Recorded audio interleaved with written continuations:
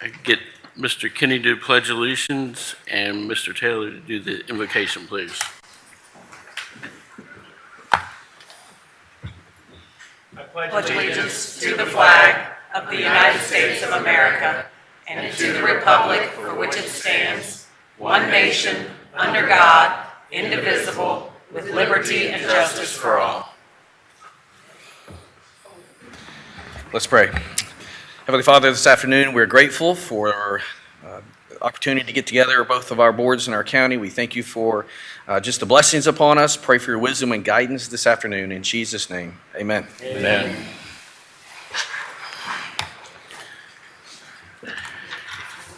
Any requests to postpone agenda items, additions, deletions, or changes in the order of presentation? Not hearing any. Can I get a formal approval of the agenda, please? So moved.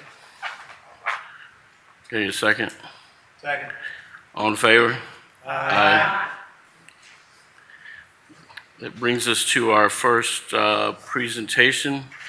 VACO Award, Mr. Dean Lynch, please. How are you, sir? Very good. Good.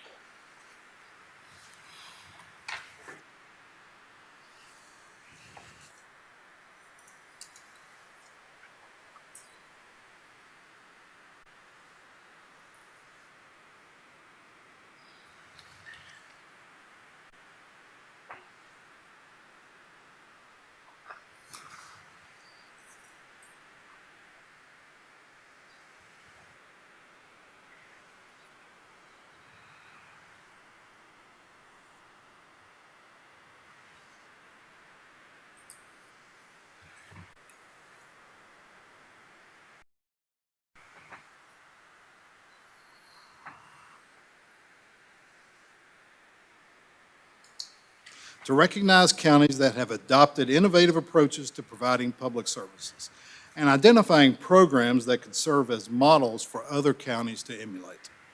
Today, I'm proud to present Powhatan County with its third ever Achievement Award.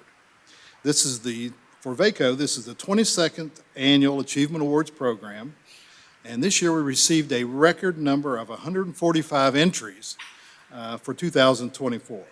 So this is truly a competitive program, as the winning entries, your all's winning entry, was selected from a panel of judges that we selected for this program. Now, our judges, they look at many different things to determine each program. And number one is, does the program offer an innovative solution to a problem? Does the program promote intergovernmental cooperation? And does the program provide a model that other counties may learn from or emulate? And fourth, is the program based on other programs from a public or private entity that represents an innovative approach or a customization of local government? And again, I said this is Powhatan County's third ever Achievement Award program, and our judges felt that this program was fantastic enough to give it an award. Now, if you don't mind, I'll tell you a little bit about the program. This program is called the Powhatan County Public Schools Locally Developed Geography Curriculum and Local History Unit. In 2023-24 school year was one of transition for our history course progression in Powhatan County Public Schools. The challenge for us was moving our Virginia Studies course down a grade level to alleviate the testing burden on our 5th grade teachers and students. This transition was successful. However, it left a gap in instructional program for the 5th grade. The solution: design an in-house geography curriculum. Our K-12 history and social studies specialist embraced the challenge, charting this new course as a result. Powhatan County Public Schools now has a robust and engaging locally developed curriculum with a strong focus on local history that sparks pride in the town and Powhatan County and celebrates the future of Powhatan County and inspires your prosperity. Historically, geographic education often overlooks local context, leaving students disconnected from the land they inhabit. This curriculum bridges that gap by immersing students in the history and geography of Powhatan County. Our local history unit aims to promote understanding of Powhatan County's rich history with an emphasis on how geographic features served as barriers for early settlers, yet praises their resilience as they developed creative solutions to address the challenges faced when interacting with the environment. Additionally, it acknowledges the original inhabitants of the land called Powhatan County, who were the Monacan people, and challenges students to ponder why our county's founders would choose Powhatan when naming the county, despite having no evidence to show that Chief Powhatan ever stepped foot in the region of Virginia. Students gain a holistic understanding of the county's development and its impact on its people. Again, it's a great program, a very unique program that we felt was worthy of a VACO Achievement Award this year.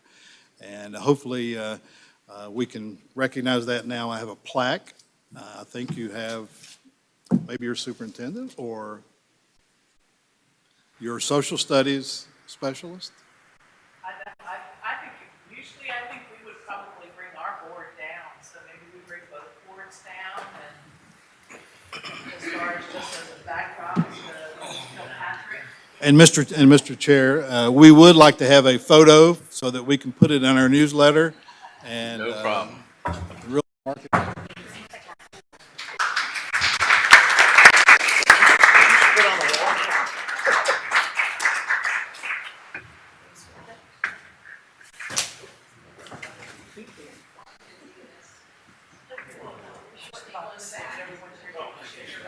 Okay, I'm going back then, I'm short.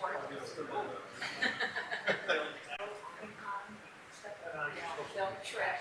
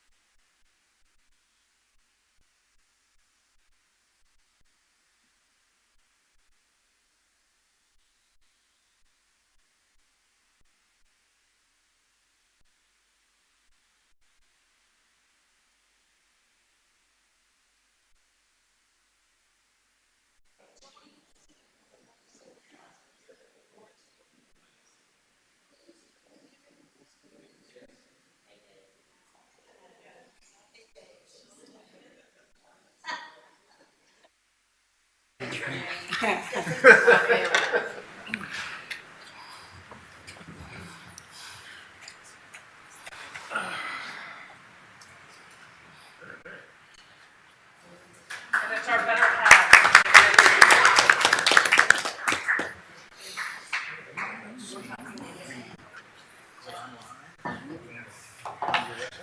Thank you, Mr. Lynch, for that presentation and the award ceremony.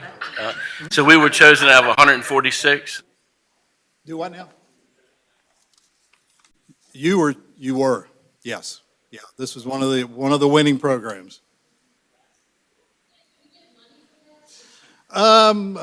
We put it in our newsletter, and we market the Powhatan County, and you can convert that. I got you. We lobby for you. We advocate for you. Thank you.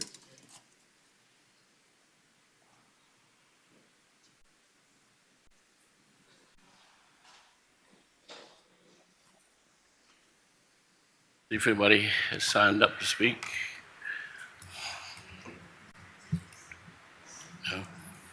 See no one has signed up to speak. Would anybody like to speak during public comment period that didn't sign up? Not seeing any. We will move on to new business. Brings us to our legislative agenda, the 2025 session updates. Good evening, everyone. So we have Delegate Ware here with us this evening to discuss priorities for the 2025 General Assembly session. So we'll go through these. One, the Green Ridge landfill. This is one we've carried as a priority for, I think this will be our 6th year of that. Since it was originally announced, it's been a concern for, I believe, the board and the public related to traffic on Route 60, as well as impacts to wetland streams, groundwater, wells, all of those things. Delegate Ware helped us and supported legislation in the 2019 session to address some of those impacts, but it was not supported or not approved by the rest of the General Assembly. We did request, there was an ongoing Route 60 traffic study with VDOT. We did successfully lobby them to include the background anticipated truck traffic into that, but again, it was just kind of incorporating what that might be. It wasn't a study directly to the landfill.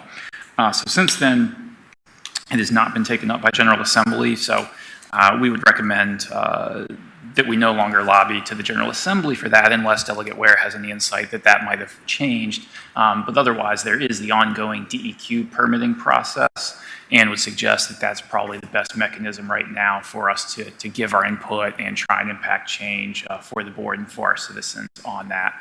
Because it is still an issue, is still a concern, but with, again, trying for 5 or 6 years now, I'm not sure trying to get a bill in session is what's going to get it done.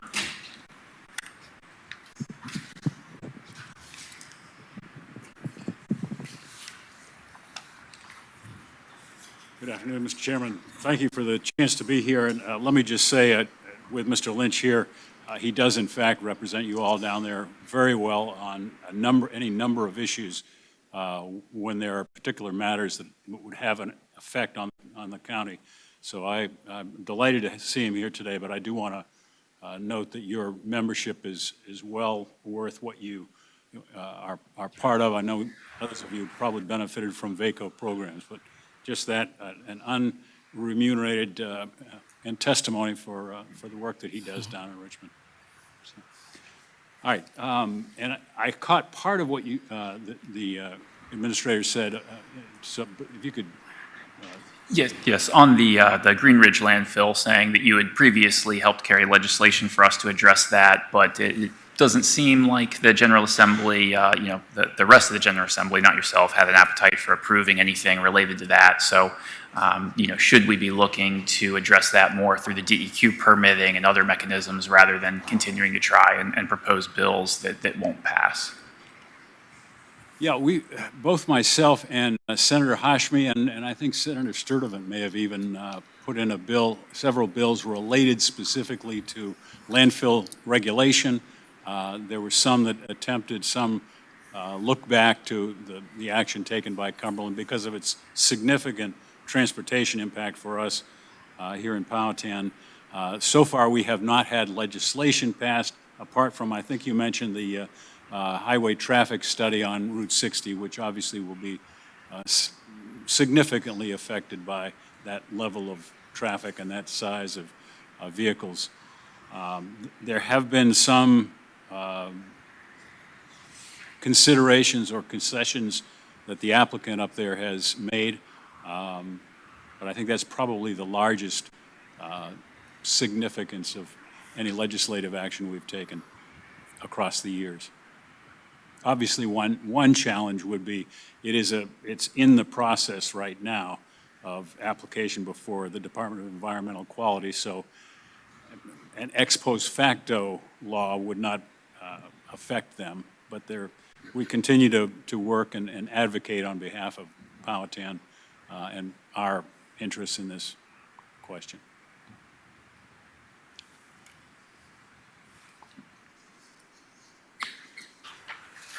Any questions? I would have a question. Only being a resident, as the crow flies about 2 miles from where the potential dump is prepared to go, is water quality, of course. They're very concerned about that. And from what I'm understanding, they have reduced the amount of, coverage that the dump was going to obtain. But also is representing for the school board, very concerned with the traffic. And we have many school bus stops on 60, both east and west. So very concerned, with tractor trailer drivers becoming weary with their traveling and their distancing, and, and maybe causing some harm in regards to, with our traffic stops, with our school bus stops. So if you could make sure that, reiterate that, and that's a huge concern. Thank you. Thank you, Michelle. Mr. Chairman. Then, Mr. King. Hey, Brett, so in regards to the Cumberland landfill, has VDOT done any kind of traffic impact studies on 60 as to what the increased truck traffic is going to look like for us? They, as part of the rezoning, they had to do a traffic study for it. That was in Cumberland County, something their board and staff reviewed. Then we had it was called the Route 60 Corridor Preservation Study. That was a very high-level study from the Chesterfield border all the way to Amherst County. So looking at a very long span of 60. We were able to get them to, originally when they were doing that study, it was just current traffic and some future projections, but did not include the landfill. So we lobbied them with Delegate Ware and were able to get them to include future projections for that in there. But again, that didn't necessarily directly address it. It just helped us analyze intersections and see, okay, which ones will have issues, what solutions might be for that. So I would say to your question, probably the most direct would be the one that was done in Cumberland County for the rezoning case. Beyond that, there hasn't been any further study of traffic impacts, no. Have they provided the results for us with that traffic study? That would have been a public document. So that rezoning was several years ago.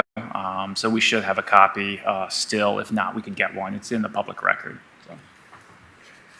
Thanks, sir.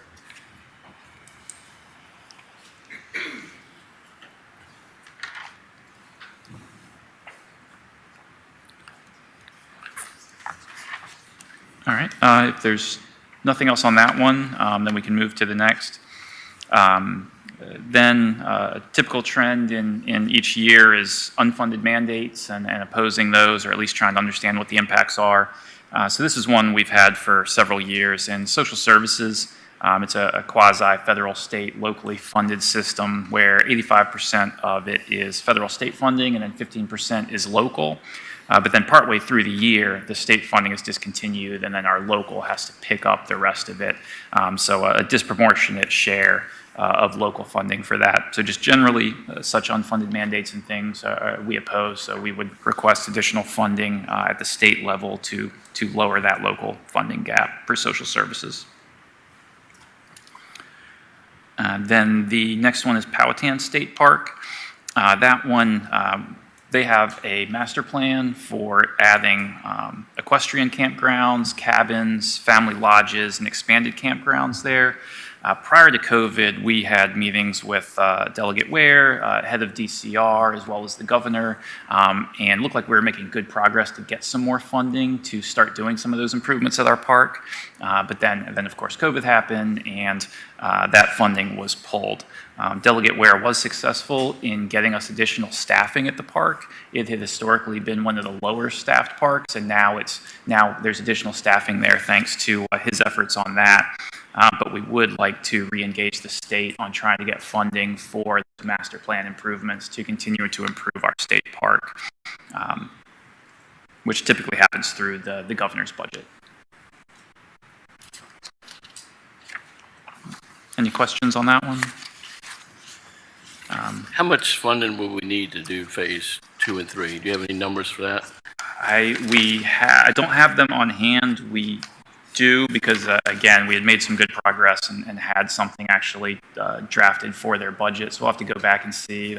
Those numbers would be a little old now, but we can talk to DCR and get current numbers and specific requests. Thank you, Brett. Mm-hmm. The next one, unfunded mandates. We propose to remove this one just because trying to limit our legislative agenda to things that are of specific interest and concern to Powhatan.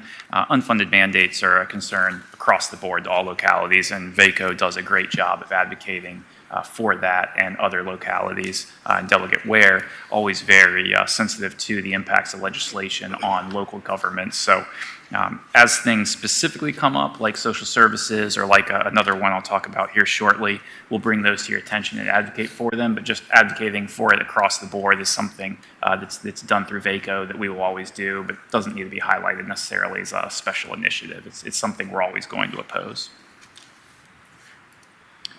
Then appropriation state land for a regional fire training center. This is one that we would propose to remove for now. We were looking at the, at that time, abandoned Beaumont property up near the river at 522. The state wasn't sure what they were going to do with that property, had interest in maybe giving some of it to the state park system to expand that.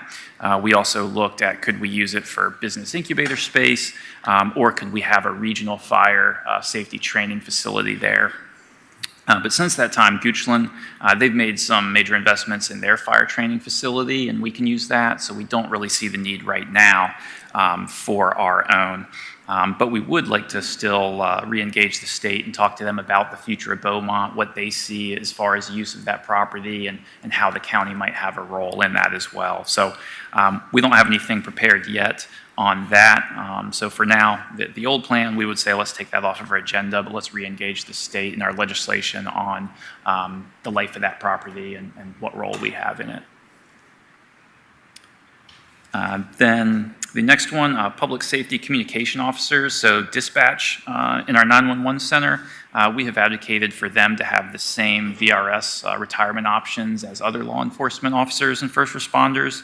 JLARC did a study in 2023 and looked at that, but every year there's actually been a bill. It's been tabled and put on hold, but we still feel that that's something that would benefit not just Powhatan, but first responders across the state. That's a very difficult field. We're very fortunate that ours is generally fully staffed and well-staffed, and we have pretty good retention. Others aren't as fortunate. There's some that have significant vacancies and have a very high turnover rate, but we don't want to take that for granted. And I think this would give them the kind of retirement options that other first responders have.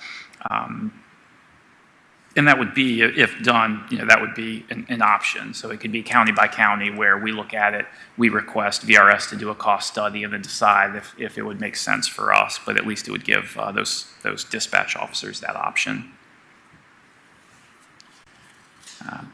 Then also talking on the subject of 911 dispatch centers, with the advent of NextGen 911, we and other localities had to transition off of our old legacy systems, which were backed by Verizon, onto the new NextGen, which was great, moved us forward as far as technology goes, but going to the AT&T system is required, had significant cost increase. So again, on the subject of unfunded mandates, we would like to see the state provide some funding for that, to bridge that gap between the systems, since it was state and federal mandates that required us to make that change. And then lastly, this one is of mutual interest of both bodies, and something that Delegate Ware supported us in last year, but the school construction financing. There was a bill proposed last year, and this already exists for 9 other localities on the books. We would just be like to have our name or the name of all localities added to this. The option to add a 1% sales tax that is only used for school construction or renovation. I think a few things to point out about this. One, if done, it has to expire within 20 years, so it wouldn't be forever. It would be a set period. But then also, this would be, if the bill is passed, it does not impose a tax. It would just give the option. So if the bill is passed, it gives us the right to consider it. First, the board would have to pass a resolution wanting to do it. then it would put it on referendum so the public, the citizens of Powhatan, get to decide if that works for them or not. So again, putting this in the state code in no way imposes a tax. It just gives Powhatan the right to decide for ourselves if this works for us. We estimated that if it was imposed, that would generate about $54 million in 10 years, or given that it's a 20-year program, in excess of $100 million for school construction or rehabilitation funding. And certainly being a sales tax, some of that is going to be paid by Powhatan citizens, but some percent of it is going to be people that are traveling here for ball sports, that are visiting and attending. So rather than if we have to pay for those upgrades with the real estate tax, which is 100% Powhatan residents paying that, this would at least have some percentage of that coming from outside of the county in a use tax. So again, we thank Delegate Ware for supporting that last year. It ultimately was vetoed by the governor, but we would like to see that considered again this year. And, those were all of the county-specific legislative priorities for this year.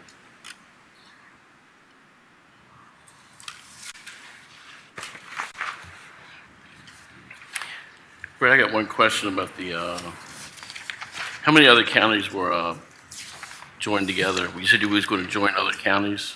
Yeah, so it currently, again, this isn't anything new. It's already in state code. It is, and I don't have the specific localities here in front of me, but I believe it's 9 localities have the ability to levy that, or have the ability to allow their citizens to decide if they want to have that. Typically when there's things like that on the books, I'm not sure it really makes sense to have those carve-outs for particular localities. It should just be an option, statewide for each locality to decide what works for them. I think it'd be a good thing. What do you think, Delegate Ware?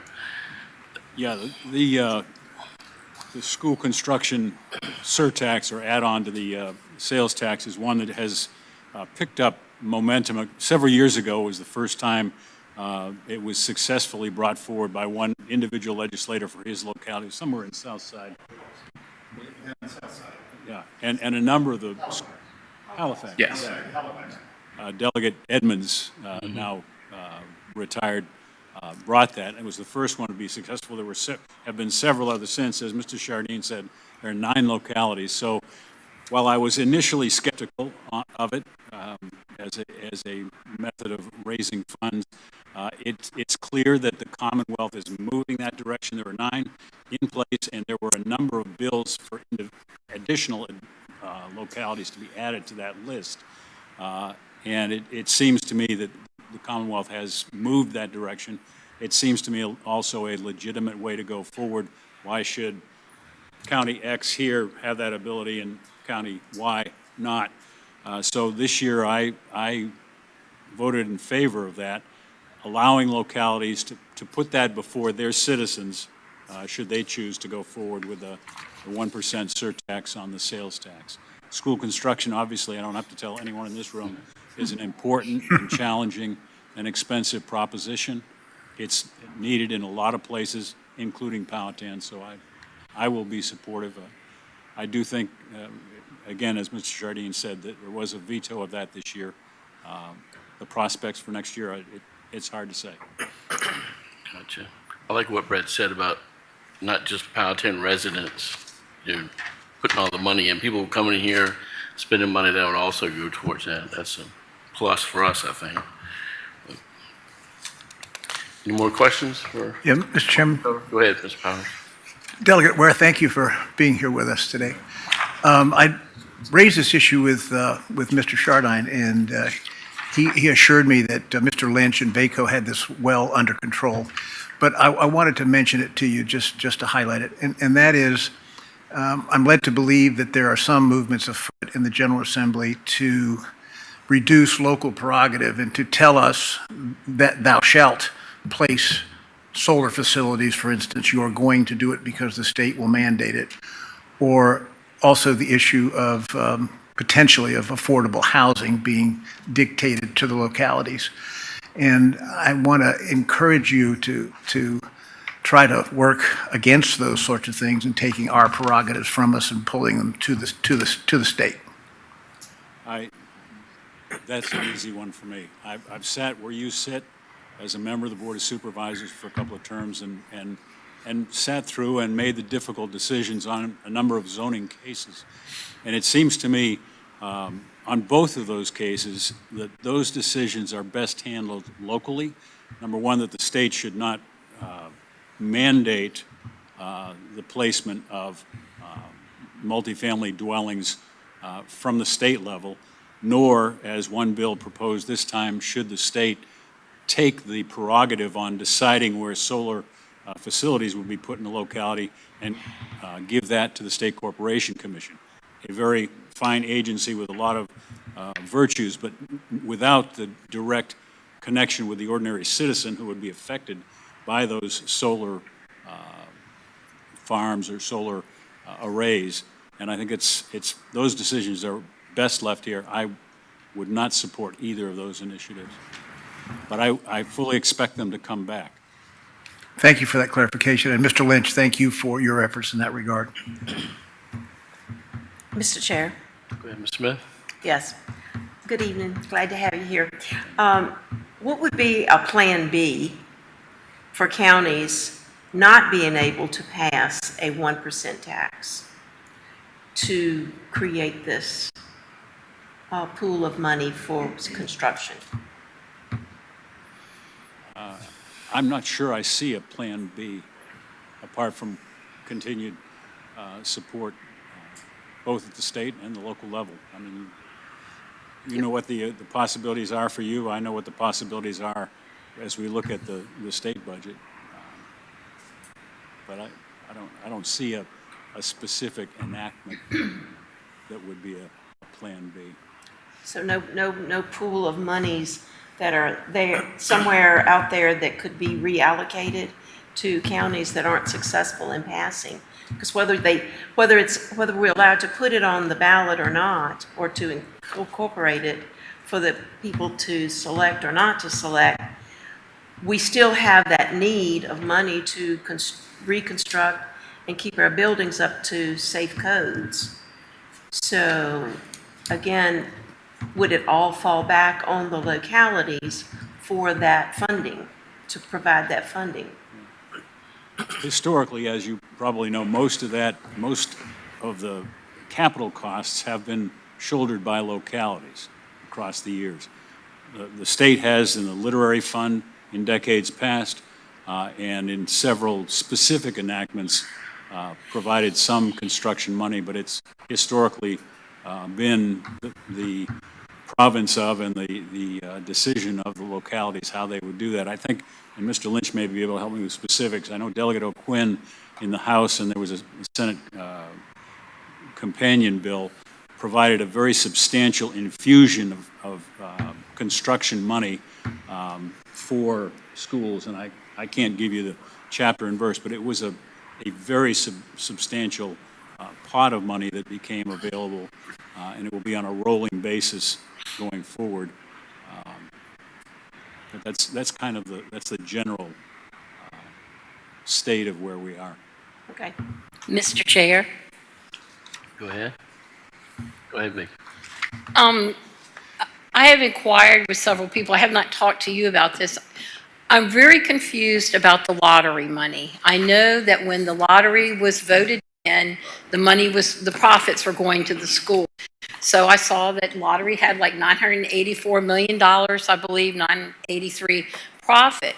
And basically, I figured out it's almost like a shell game. I hate to kind of say that, but that money, that profit goes to the state, but it's really helping fund money to the schools that we were going to get anyway. So it's helping the state pay their bill to the individual localities. I would like to see legislation to make that lottery money go into, as we're talking about, capital needs. You know, our schools aren't not in perfect shape, but they're in a heck of a lot better shape than a locality like the city of Richmond. So is there something that can be done about that? I just feel like people have been really, my personal opinion, misled by the lottery funds, that it really isn't, you know, I kind of saw that and I was like, oh, when am I getting my check from the lottery profit? But it doesn't work that way. Any comment or thoughts on that? Actually, it does work that way. it comes back to the localities. There is in state code a requirement, and off the top of my head, I think it's 45% of all the revenues that come in go back to the localities. The other, don't quote me exactly, but it's roughly half goes back to the people who play the lottery in the awards. And there's a 5% administrative fee for local stores that handle lottery Right there. tickets and so on. And there's a certain amount for the lottery itself for administration. But and again, Mr. Lynch, I probably can give you chapter and verse. I believe it's 45% that comes back across the Commonwealth to the localities. So each portion of lottery proceeds is designated, and that money has come since the outset and continues to come in that amount to the localities. But I thought it was part of what we get anyway from the state. The amount that we get from the state is based, maybe Mr. Lynch, on SOQs, composite index and all that, that say the lottery didn't have a profit, we'd still get the same amount of money from the state based on funding. Am I incorrect in that? The state each year directs a certain amount. There's SOQ Yes. funding, which is the largest single Yes. part. And then there are a variety of other elements that come back to you. And again, your folks, I'm sure in the superintendent's office and the business office of the schools, they can tell you what are all the other elements. Those have continued and do continue. The lottery funding is a part of what comes back to the localities from the Commonwealth. Mr. Lynch, do you want to come up to the table up here and join in? Piggyback on Sure. the skip man, what he's Yeah. talking about. Have a seat, sir. That is true, that is true, and, but while you may not see it as lottery money coming back, it comes through DOE. And through DOE this year, this upcoming year, we'll be making re-benchmarking. And so with that re-benchmarking, we hope to see the additional lottery money, additional dollars going in to DOE for those kind of things. And so it would increase your locality's revenue for that purpose. Mr. Chairman, what's the formula for distribution of that money? How do you prioritize the money? I couldn't tell you how Department of Education prioritizes that money. From my standpoint, I would say that money's kind of fungible at the Department of Education, and it's based on the administration's priorities. So I would look to the Board of Education at their priorities also. And I Delegate Ware? guess that's my point. Yeah, And I represent counties, I don't. right, to Ms. Hurt's point, though, is it possible to earmark those funds specifically to capital issues, to capital facility issues? And prioritize them based on some formula of need? I can say that if you've got a will to do that, from VACO's standpoint, we would be more than happy to work with a legislator, to find a legislator who will put a budget amendment in, budget language in, to do something like that. To be more transparent. I mean, there is transparency, through the Department of Education, but it's really difficult. I mean, they don't put that out there for everybody to understand. And, I think it probably could be. That's exactly my point. Thanks. Thanks, sir. I think everybody wants to know where the money's going at one point, so it would be nice. Since Go ahead. you did look at me for the 1%. Yes, sir. 1% piece. Yes. Just know that Delegate Ware was very instrumental in helping us get this passed this past year. It passed the House. Mm-hmm. It passed the Senate.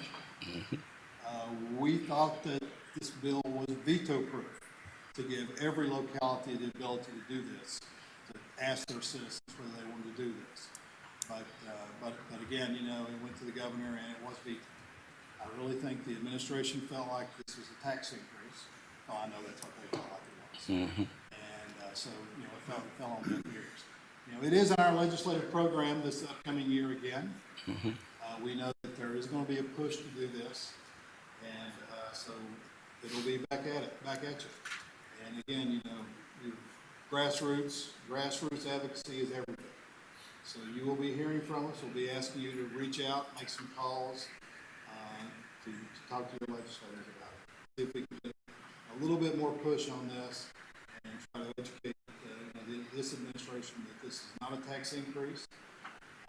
All it is just asking the citizens if they want to do this, and putting it out for referendum. Thanks, sir. Mr. Chair, Go ahead. if I could actually ask for a little more clarification on the 1% sales tax. So I'm understanding that it would come back to the counties, that the counties can then put it out to the voters for them to approve that they want this additional 1% tax. Can you clarify what that tax will be on? For example, that would help myself understand and also everyone in the community. So let's say you come into Powhatan County, you go out to dinner for $54, 1% would be a 54-cent additional tax for that particular meal. Does it apply on just food?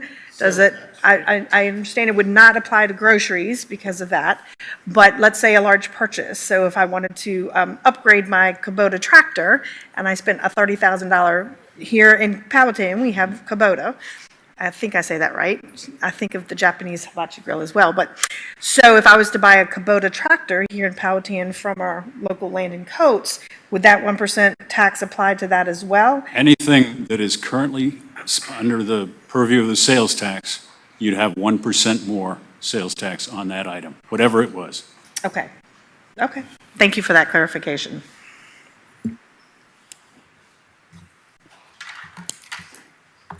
Any more questions from Mr. Ware? One more, because it says 1% or up to 1% is determined by the governing body. So the local governing body could, in actuality, apply more than a 1%. Yes or no? Up to. So you could do 0.5% theoretically, correct? Up to 1%. Correct. Okay. 0.75%.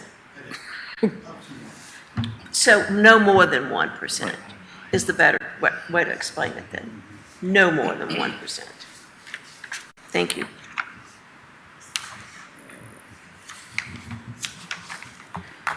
Any more questions, comments? Mr. Chairman, one more if you Ms. could. Powers. Ask Brett first if I could. The issue of replenishment of ambulances coming back from a call, having to have that replenishment done at the locality, at a fire station, as opposed to the hospital.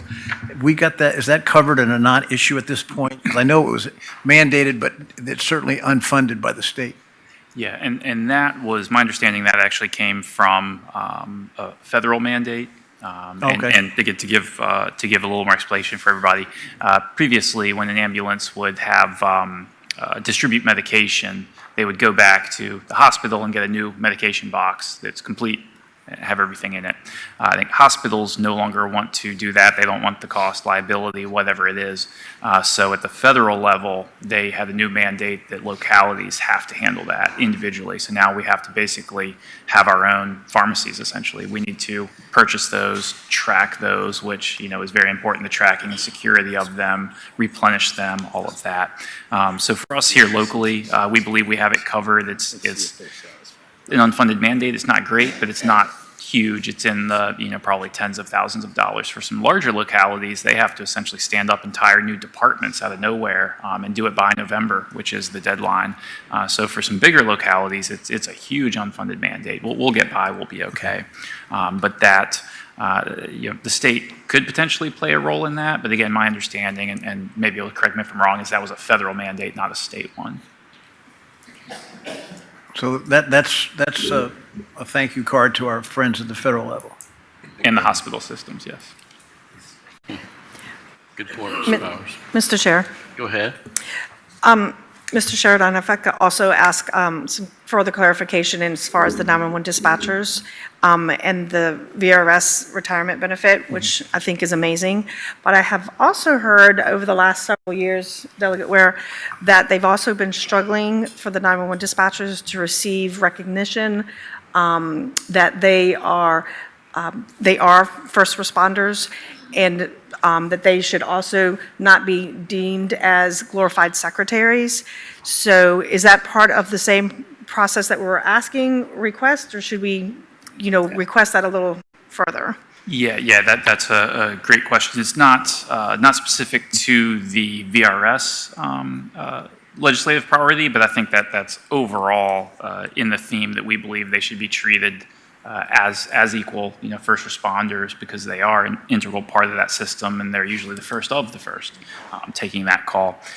So that's something that our 911 dispatch team has been advocating for to the governor. There's also the Valor Awards. The Mayor of the Valor Awards historically have not always been available to 911 dispatchers, so we've been advocating that they should as well, because they play a critical role, and the toll that on them, especially the mental toll for what they have to deal with and hear, is often unseen. And we also, our 911 dispatch center director, Mr. Nolan, he'll be attending VACO, so he's trying to take more of a hand in helping advocate for 911 dispatchers at the state legislative level, and having a committee that looks at those awards and those recognitions and things for 911 dispatchers as well. We're trying to do more to put 911 dispatch on the forefront and elevate them to an equal standing, so not just with the VRS, but with other recognitions and things as well. Mr. Chair. Wait, Ms. Kenny. So one question that kind of confuses me on that issue, Brett. So isn't the 911 dispatchers part of the sheriff's department? Here in Powhatan County, a lot of places they are. Historically, they were here. When we revamped it, probably 2016, somewhere around that 2016 timeframe, everybody, the board, sheriff's department, administration got together and decided that for us, it would be best to house it under administration. And we're fortunate to have a great sheriff and sheriff's department. A lot of places that would be a turf war that, it's just something for better or for worse, I'm going to own it. We don't have that. If our sheriff feels it's best served the citizens to have it under admin, then that's what we do, and that's what we did. So here in Powhatan, 911 dispatch is an administrative function, but works extremely closely with our sheriff's office, of course. So theoretically, the board could reintegrate them into the sheriff's department, and then they would get the same benefits that law enforcement personnel would get, correct? I don't think that's the case. A good question. We could look at that and see, but I don't think so, because I believe VRS classifies them, whether they're part of the sheriff's office or not, separately. But I'll verify to make sure the fact that we pulled them out of the sheriff's office hasn't penalized in some way. But I think even if we reintegrated them with the sheriff's department, I think we would still be in the same position, that VRS doesn't recognize them as law enforcement officers. Tracking. Thank you. Thank you, Brett.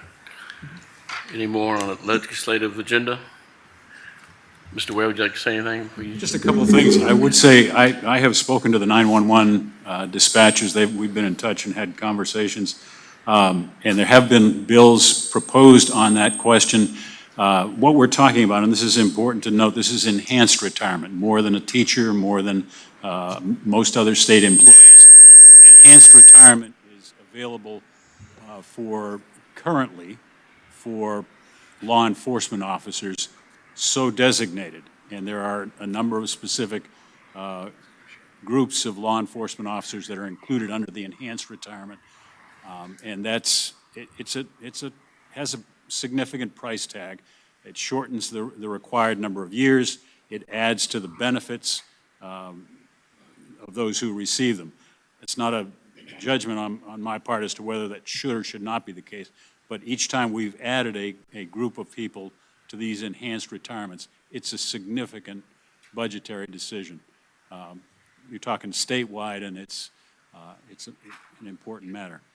That said, the 911 folks do make a very significant case that some of the circumstances that they hear and have to deal with as they take people through life-threatening circumstances, it's a tough job. They go home with some tough things to deal with. So, I know it's an ongoing conversation. So far, we have not been able to see the way to make it happen. Thanks, sir. Mr. Chair, so I just, first of all, Mr. Ware, thanks for being here with us tonight. I just have one more follow-up question regarding what my colleague, Mr. Powers, brought up earlier. How much pressure are you getting from the state regarding affordable housing in localities, forcing that on a locality? The pressure comes when legislation is proposed and if it makes it out of committee to the floor. I'm not on the committee that hears that directly, probably be most likely in the Committee on Counties, Cities, and Towns. It has not emerged from that committee, to the best of my knowledge, for further consideration. There is a significant pressure. Affordable housing and the problems of homelessness have been a significant matter of discussion on a variety of, in a variety of ways. There's been talk about altering how affordable housing is assessed to make it yet more affordable. There have been a variety of proposals brought forth to try and face the challenge that so many Virginians faced for housing, but so far at least, that legislation has not emerged for full consideration in the legislature. Thank you, sir. Any more comments? Mr. Ware, Mr. Lynch, thank you for coming today. Thank you for that award. Thanks for all you do. Go ahead, Ms. Smith. The students have some things to talk about too. Okay. Okay? Mhm. I thought you were leaving No. on Mr. Ware. No. I'm just taking it for this part. Thank you, Mr. Chair. The schools do have our legislative priorities as well. One that I know keeps repeating itself is the July 2023 JLARC study of Virginia's K through 12 funding formulas and recommendations. And obviously, we also, as most of our colleagues in the education field, are looking for an elimination of the cap on support positions, reinstating the non-personal cost categories that were removed in the recession of FY09 and FY10. And, we're also looking for an adjustment in that SOQ formula for central office positions. Those are just to name a few of the main issues with staffing, other than we would also say that in leveraging talent, it is getting more and more difficult as our institutes of higher education do not produce enough teachers to meet the needs of the state of Virginia. There are, I think schools and even the Virginia Department of Ed are doing a great job of trying to figure out ways to get more people into education and creating different pathways, but those come at a cost. There's a cost to, first of all, we know supply and demand impacts cost on everything. And, we would like to see our teachers here in Virginia be above the national average. We provide, I think, some of the information provided around businesses wanting to come to Virginia speaks to the quality of education that they feel that they would get, so that it's a pipeline for their employees and for their employees' children. Our teachers deserve to be compensated, for the work they're doing. And we also have a lot of additional costs related to professional development of those who did not participate in traditional teacher preparation programs. And so those are some of the items we are definitely in support of. And also a superintendent's license or a license for a candidate, a teacher candidate, based on superintendent's recommendation, because if we have someone that's performing well and producing good quality results with our students, giving superintendents the ability to say that individual needs to maintain their teaching license. Specifically under special education, we're supporting any necessary modifications to 8 VAC 20-81-210 and requiring parental requests for due process hearings to be handled by licensed attorneys. The attorneys work under a code of ethics, and that is so important when we're advocating for our most at-risk kids to make sure they are getting a good education with the supports that they need. Also on student wellness, looking for additional mental health supports. The schools have become a main provider of the mental health supports since COVID.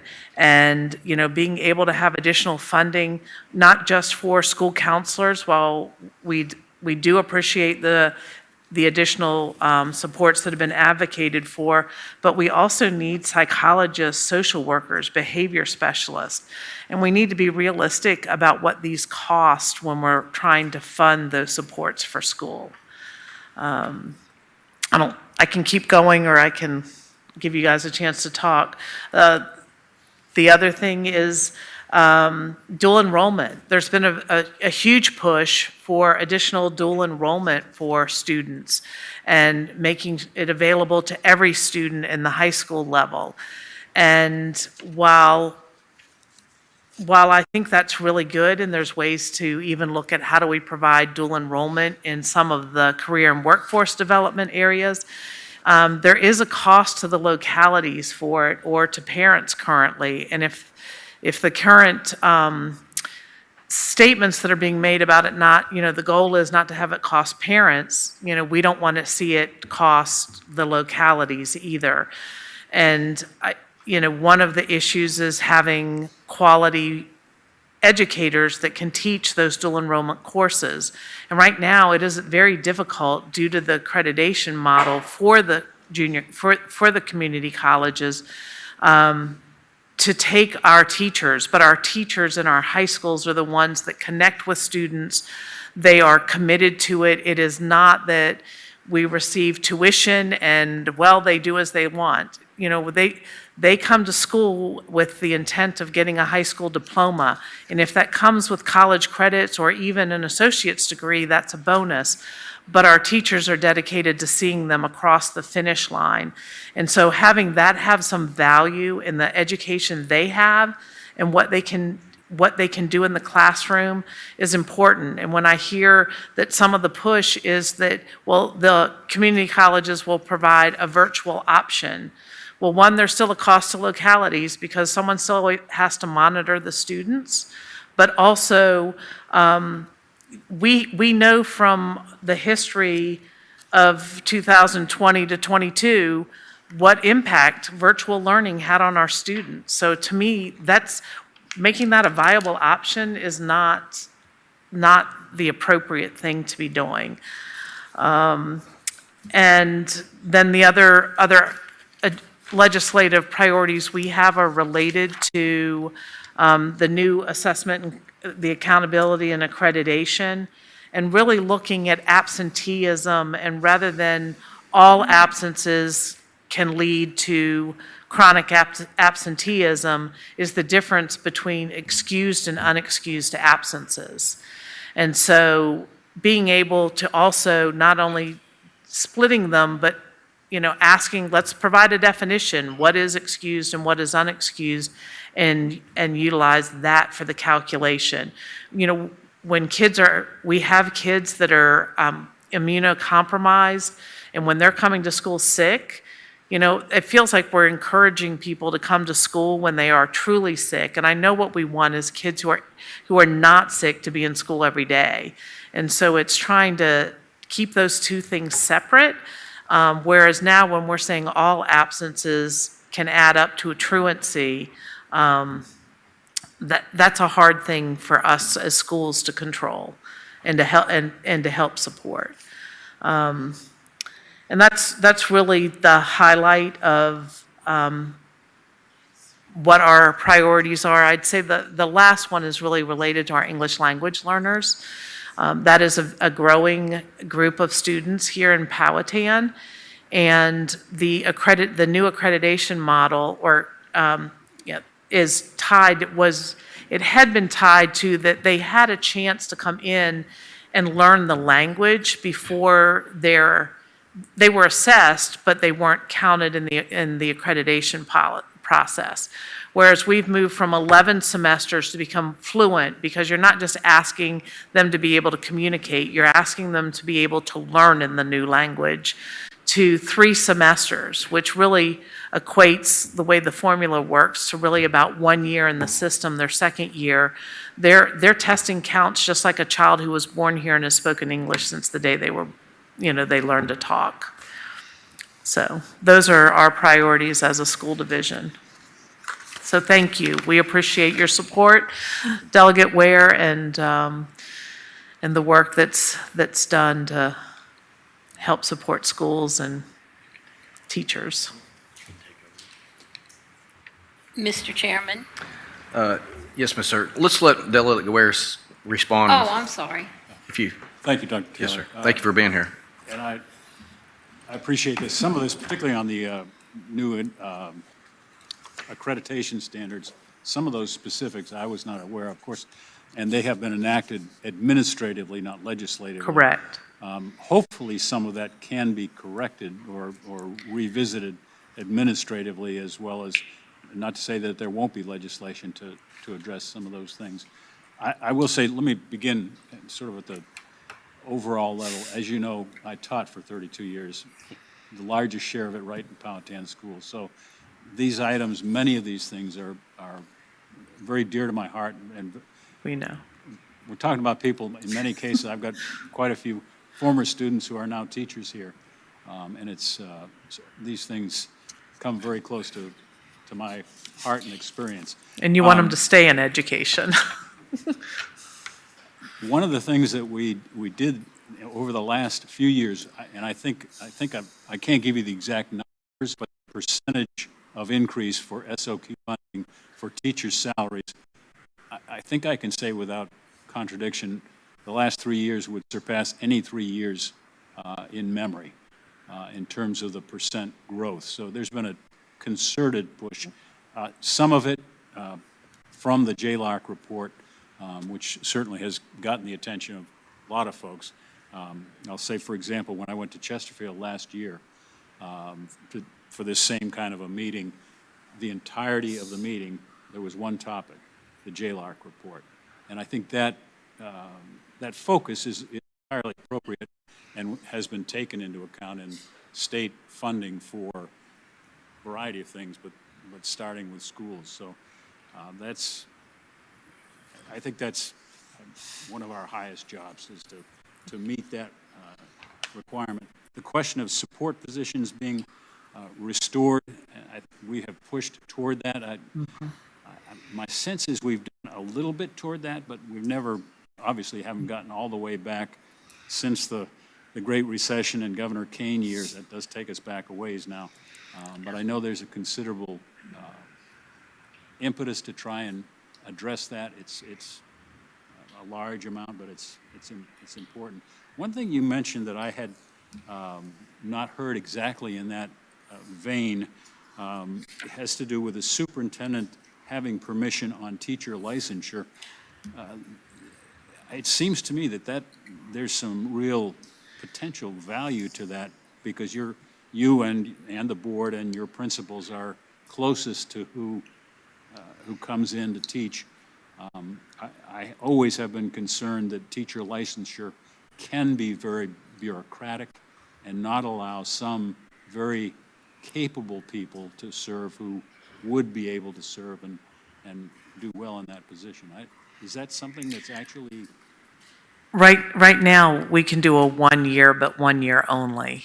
Okay. And that needs to be continued if, as from my perspective, that if we're responsible for the progress of our students, we're going to care about the quality of the teacher. And so if we feel someone, they have a college degree, they might not have a teaching certificate, but they are amazing in the classroom with the kids, and their kids are performing well, then we should be able to continue that on. And this was a stopgap, so it's not something that we have to even continue, moving forward. So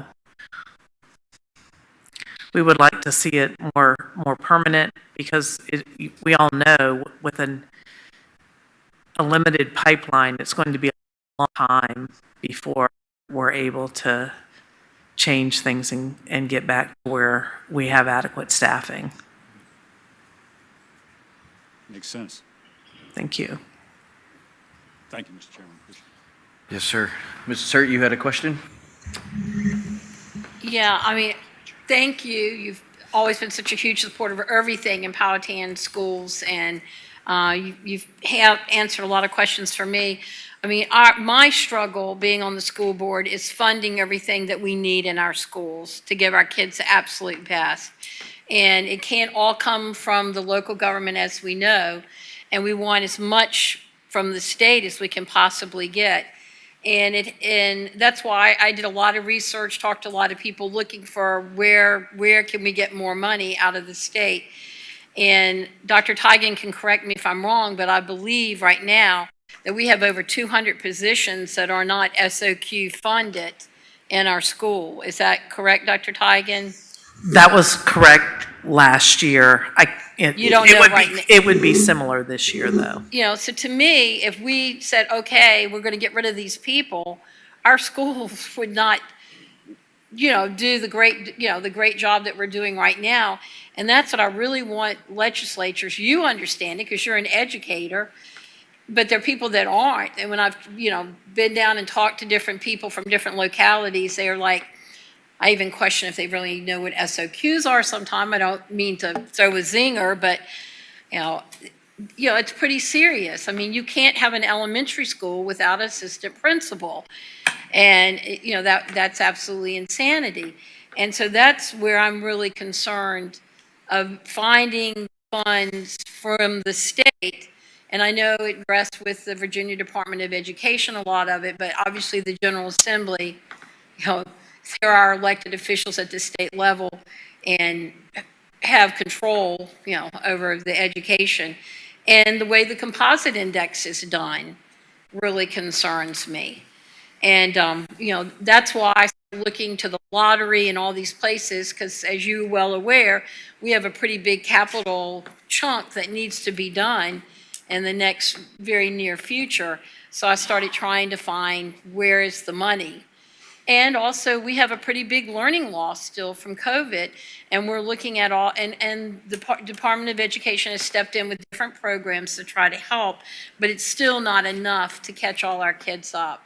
And we all know that if we don't have kids that are well educated, their future is not good at all. So we still have kids that need a lot of help, and it costs money for the extra things. There's special ed kids that need a lot of help, that require a lot of funds. So, that's my struggles, is just trying to find anywhere I can squeeze more blood out of the turnip, so to say.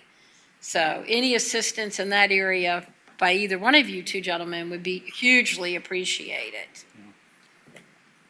I will say, certainly, education is by far the largest element of the state budget. It's hovered between 31 and 33% for most of the time I've been in the legislature.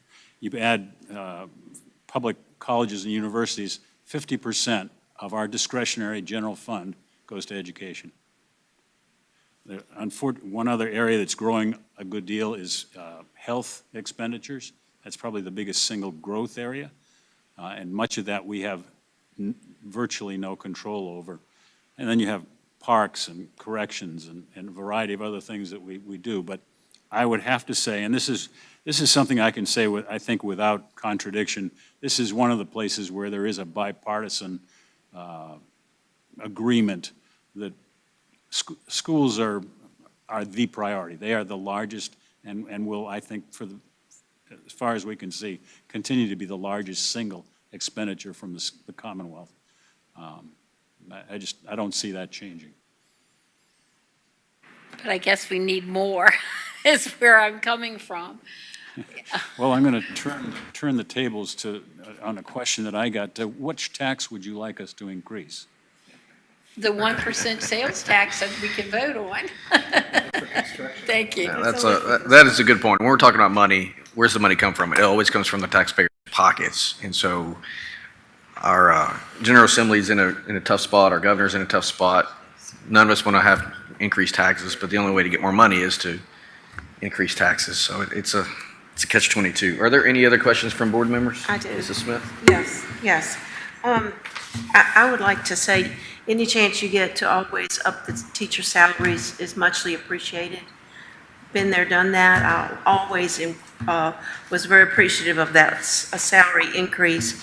One of the other things that we see coming down is there often are grants that are out there, and the wording in these particular grants eliminate Powhatan County because it says we don't have a low enough income, we don't have enough diverse community, but we still have the need that they're offering the grant for. And we put together a great plan for that, to use that money, but we get turned down for that those particular reasons. And it just seems kind of unfair. They don't, when it's an opportunity to use some money in a good place to help fix something for our kids, we shouldn't be just denied on those reasons, in my opinion. And then I'd like to also speak about, under the special education, about advocates. This is not in any way to say we don't need advocates, because they do, parents do. Going through the special ed process is very difficult, but we need advocates that are goal-oriented, that have a positive impact on the situation with the families and the schools, and that they have a willingness and a desire to accomplish the goal that is the best for the school system and for the student. Those advocates need guidelines. They just do. We all have to live by guidelines and rules and direction. They should not be turned loose wild. In a due process hearing, in the courts, it just shouldn't happen. It's not fair to all of the people that go to these due processes, that prepare for them, and the work that is put into it, and it be just destroyed and torn up because there's an advocate that doesn't know how to behave themselves in a public setting. Again, we need those guidelines put in place. And what I'm hearing is they need to be legislatively written. I don't disagree, and the superintendent will remember we had a conversation, she and I, and a member or two of the school board, and that's precisely the point that I made at the time. When you have a guardian ad litem in the courts, they're under the direction of the courts. It's a not unlike circumstance when you have that in a court setting. It seems to me that there ought to be some kind of, be it licensure, be it some accountability, people who do that, as you are suggesting. A couple of challenges. I did see, and I was pleased to see, your advocacy for attorneys handled only by licensed attorneys. That's a possibility going forward. One of the challenges in the area of special ed is that much of it is of the law and regulations promulgated not in Richmond but in Washington. So what is permitted for us to do in Virginia obviously will have a bearing on the extent to which we can make that kind of a determination legislatively in Richmond. But I'd certainly be glad to consider that. Thank you. Mr. Chair? Yes, sir. So this is probably more of a question for you, Dr. Tigan, regarding student wellness. So do you guys, and I don't mean to be insensitive to the students, but do you guys have programs that get the parents involved if your if there's issues with the student, because increased local funding for psychiatrists, social workers, and behavior specialists, I would think the parents would be able to identify something like that at home, and that if somebody needed counseling, that's something that maybe they should look into and not put that burden on the school, because then what you're going to do is you're going to come back to the county and you're going to ask for more money for that. And, you know, y'all know how tight our budgets are and why we may want to accommodate that. We just, you know, are currently unable to. There's two sides to this. One is that there's psychologists and social workers are needed as part of required assessments, again, going back to federal laws, with students when you're doing like a triennial evaluation on a student that, you know, or you're looking for eligibility for a student as to whether they have a disability. Those assessments are required. You know, we can't even find a social worker. We don't have one, haven't had one for 2 years as far as being able to have someone in-house. Partially that's related, I think probably significantly related to the cost of what, or the available income they can make on the private sector versus with us. So we have to go through the private sector to be able to hire. And so we are paying more, but we're not having someone that's available to us all the time.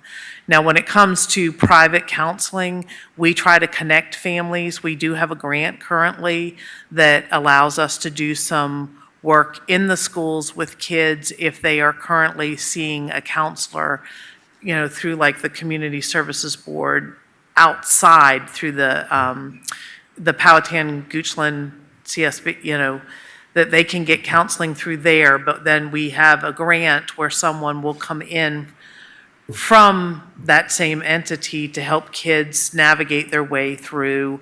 How does that translate from home to school and school to home?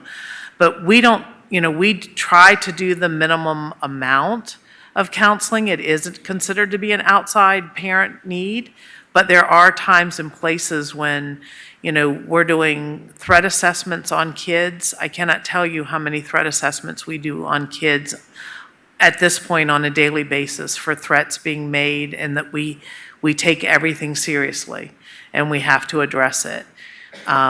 So these are needs that while we wish we didn't have to do them in a school, because I agree with you, we are an instructional institution that should be teaching kids. These things over time have fallen more onto schools.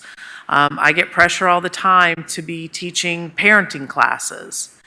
I've asked about DSS providing, you know, classes. That hasn't happened. I've talked to the courts. You know, can our courts through the juvenile probationary officer, other localities, their courts will provide some so it's not always reactive. Why can't we be proactive before kids get in that situation?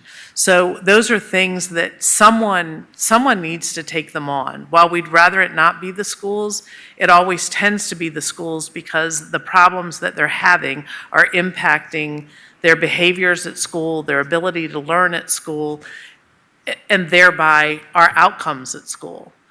So, you know, I absolutely hear what you're saying. But that is the basic premise is, I guess the buck stops at schools, because if it's not happening anywhere, we're going to fail as an institution. And when we fail, children fail, and that's not an option for us. Is there any other questions from members of the school board or supervisors? Mr. Chairman. Mr. Powers? Delegate Ware, I've recently become more aware of career workforce development and what's going on in Powhatan County. And I think from my perspective, we've made good strides in the county, but I would ask you, as you have opportunity in the General Assembly and as you influence your colleagues, to really put a lot of emphasis on career workforce development. All of our kids aren't destined to go to college. And as we all know, if you go out to try to get a plumber or an HVAC person, you know what you're paying for that service. So it just is a viable avenue for a lot of young people to pursue that don't want to go the pure academic route, and who come out of a program in high school with a career and without a whole lot of debt.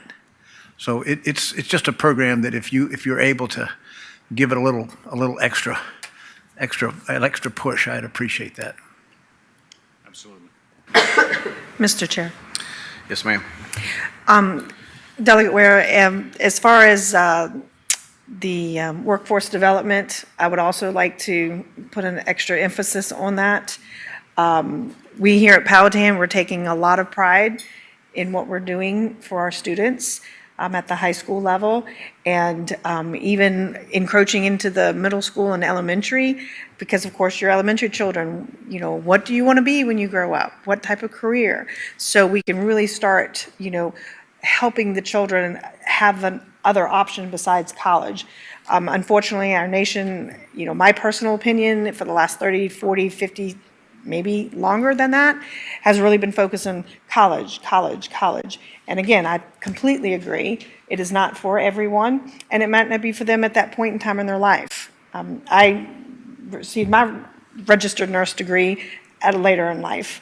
But I have a high school graduate who graduated from Powhatan last year, and he went into the welding field, and with zero debt is now currently working for the Newport News Shipyard, making $25, $28 an hour.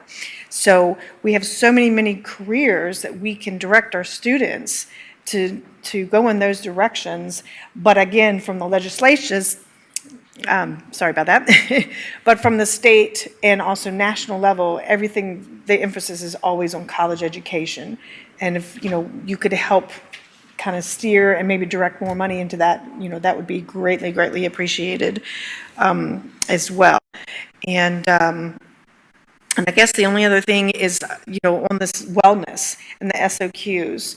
On the wellness, I had several constituents speak to me many times about their children being ill, but they're receiving letters from us, from the school division, that your child's been sick this many days and you're at risk of.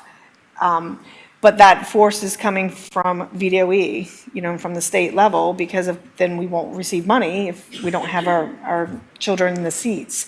But let's say if you take a family of 4 and you get a cold or the flu runs through that home, every child is going to have that, or more than likely go through that. But then they'll be the carrier, and they'll just take it back into the school and wipe out the schools even more. You see that when we have these little, you know, stomach epidemics and things.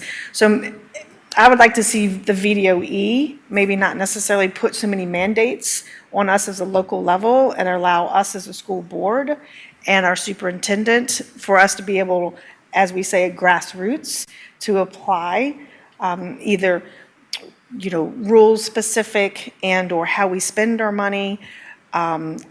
Do we have to have a certain amount of seats? That's the one struggle that I have found. I've only been on this board since January, is we're mandated to spend a certain amount of money on certain things, and we may or may not need that. But in a way, we're forced to spend that money in that capacity, whereas we could have the ability to say, move that bucket of funds over to something that is far more useful for us as we see.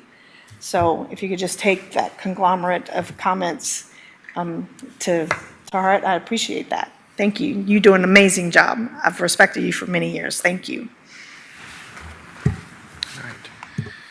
Anyone else?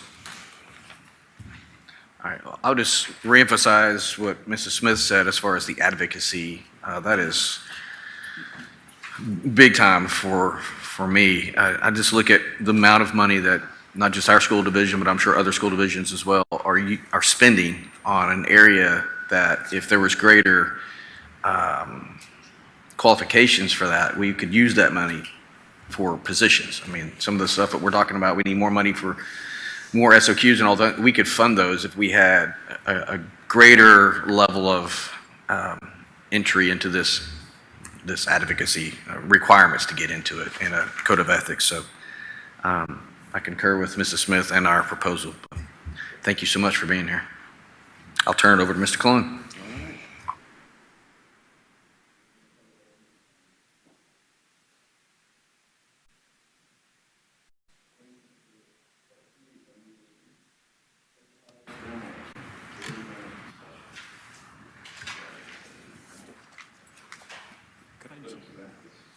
just, if I could just kind of follow up on that, because it looks like you're going on to the next item on your Yes, sir. agenda. A couple of things I would note. One is on unfunded mandates. I do feel and have been where you are, and when I see them come, as they do, and most frequently it's the schools, not only the schools, some of the other zoning and other matters that we've mentioned. It's one of the times when I occasionally will stand on the floor of the House and say, we're telling people to do this, but we're not sending them any money to do it, however good an idea it may be. So I do push back on unfunded mandates and will always do so, because there are times when it needs to be, if we're going to mandate something, that we need to fund it as well. I would note on the vocational, I do think that workforce is such an important thing, and I think we have. I was on the academic side, but as I think of some of my colleagues on the vocational side, some of them were among the most effective teachers and the most helpful in bringing some of our students into a very successful career after school. So I completely am on the same page, and I think there is more broadly an increasing sense of the importance of that. And I will note that my most senior colleague, the fellow who has the #1 license plate, is a career agriculture teacher and a wonderful legislator, but he's also a good advocate for those things. And one other thing I will mention just thinking going forward as we get together, it is really helpful sometimes if there are Powhatan-specific matters, whether it's legislation or funding. It was the boards here that brought to me the necessity of getting another staff member at the Powhatan State Park. It was you all who came up with that. We were fortunate enough to find that funding, and we can continue to do those kinds of things together. So as you're thinking about this, whether it's in the weeks after we've met today or whether it's in 2025, that's always helpful as we go forward. That was a specific budget amendment, for example, for the state park ranger, and it's a great feeling of accomplishment to be able to do things of that nature. So thank you for the opportunity. Thank you for the information you've brought and the chance to be with you this afternoon. I very much appreciate it. Thank you.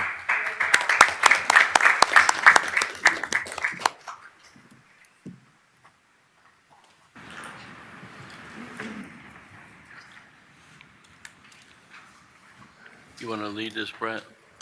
Yeah, so the next topic, talking about the Pocahontas Landmark Center and the overall property here.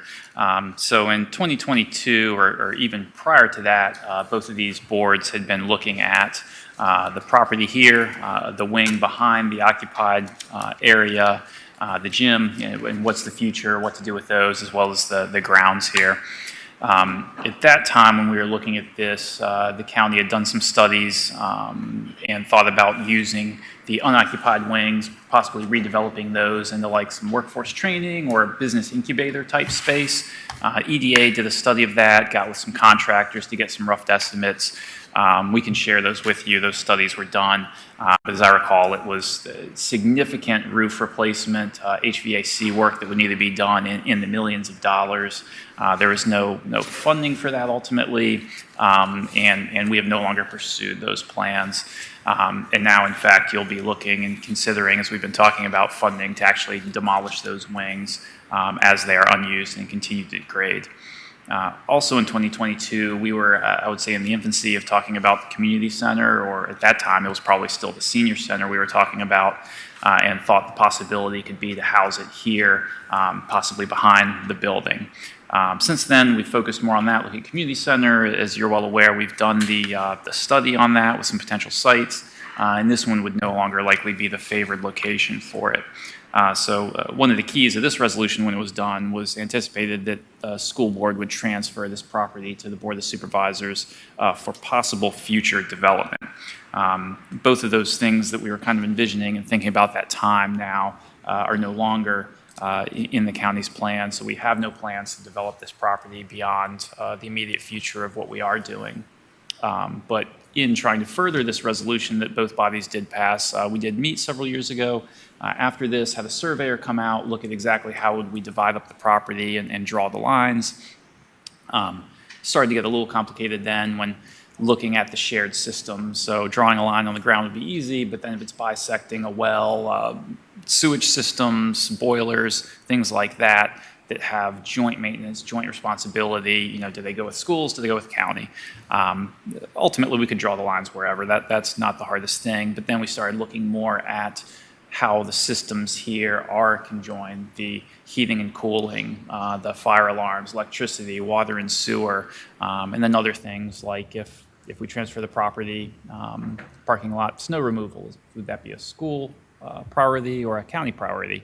Each of us are going to have different priorities for how quickly we get a snowplow out here. You know, school's first mission is going to be open schools, not open county facilities. So as we started to really talk through this and all the logistics and how we work together with it, and some of those plans to develop the property kind of went by the wayside, we stepped back and said, well, is transferring the property to the county the right thing right now, or is that just an unnecessary step that complicates it? And my understanding is schools would favor keeping ownership of that property, and we just continue to work together and occupy the space in the gym area, either under a lease or an MOU or a license agreement, but ownership would stay with schools. We can do it either way. I think keeping it simple like that probably makes more sense on our end, but you know, whatever the will of both bodies is, we can do. And we have in tandem started to develop both a lease if we were to keep ownership in the schools and we lease the facility. We've also been developing an MOU if we were to go forward with a property transfer, and then how do we share in cost and mutual maintenance and scheduling and all of those things. You know, before we can really finalize one, we need to get direction from both bodies that, you know, either we're going with the direction from 2022 that we're going to transfer the property and do an MOU, or we would rather change course, keep ownership within schools for now, and do a lease. And so with that direction, then we can go forward, finalize it, and bring something back to both bodies to complete. But that's kind of where we stand today, just looking for some direction from both bodies. I mean, the fact is, the systems are integrated here, so whether we draw a line, transfer the property, or whatever, we're always going to have to work together. And some of those shared costs, we need to make sure it's equitable, that schools isn't carrying more of a burden for utilities or upkeep or things that are benefiting county. But at the end of the day, it's all the same money. It's all taxpayer money that we're dividing up between us for these things. So we can figure it out. So either way, we're going to have to work together to the future. We will work together for the future, and we can pursue whatever ownership agreement the boards prefer. But before we spend money and time further on that, you know, we want to regroup and get direction from you all to move forward as you all would see fit today. Any thoughts? Mr. Chair? Go ahead. So Brett, correct me if I'm wrong, but the property was never deeded to the school. They still own it, correct? Correct. Deeded to us. It was just agreed that, you know, well, we could give it to you. We may, as it says here, may convey the title of real estate, but they never convey the title of real estate, correct? Correct. It still remains in schools. And so currently, there's pickleball courts and stuff like that I assume Parks and Rec is using? Yes. And the school board's not getting any compensation for that because of why? For the pickleball courts? Right. Yeah, So they own the property, but Parks and Rec, which is part of the county, is using it. Yeah. So should we not be compensating the school board for that use? Yeah, on the pickleball court specifically, we spent funding to redevelop some of those, but there's other areas that schools is carrying funding for that we should, and through a lease or MOU or whatever, we should and we will come up with what is the right cost split or cost share so that we're paying, you know, our fair share of the facilities. So we haven't yet because we haven't had that agreement and haven't defined some of that, but yeah, we would and should.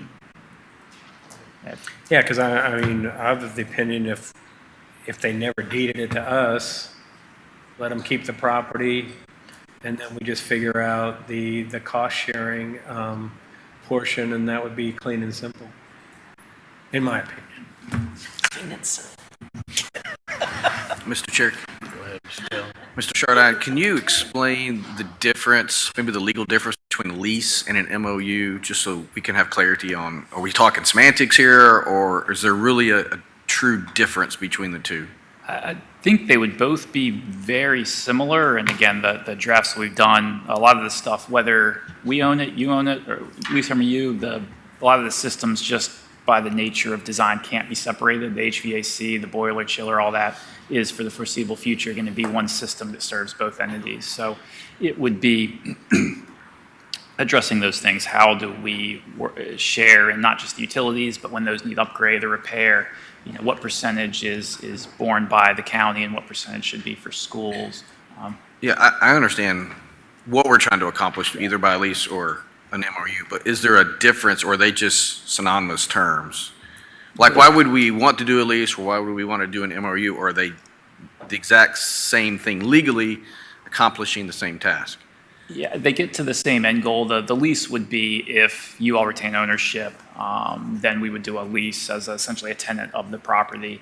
The MOU would be if we own the property, but we still have to work together on those things, then we just have a mutual agreement for how we're going to do those. But again, the end goal would be the same. The documents, it would be somewhat semantics, that they're going to be very similar. There might be a few things that are different if we own versus you, but I'd say probably 90% of the document is going to look the same, whether it says MOU, lease, who owns title to the property. So would it be the county's suggestion then that we do a lease, since you just said it? Your words there just led me to believe that your suggestion is that you lease it from the school board. Is that your suggestion versus an MOU?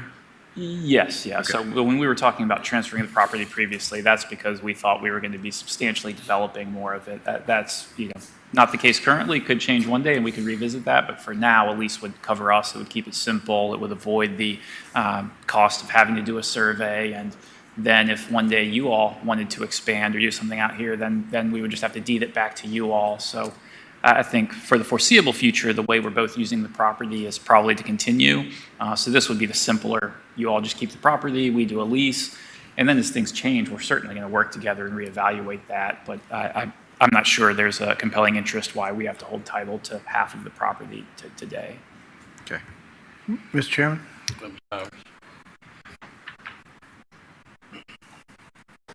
Brett, I need you to help me if this thinking's not correct. We have an asset that currently belongs to the schools, is that correct? Correct. Okay.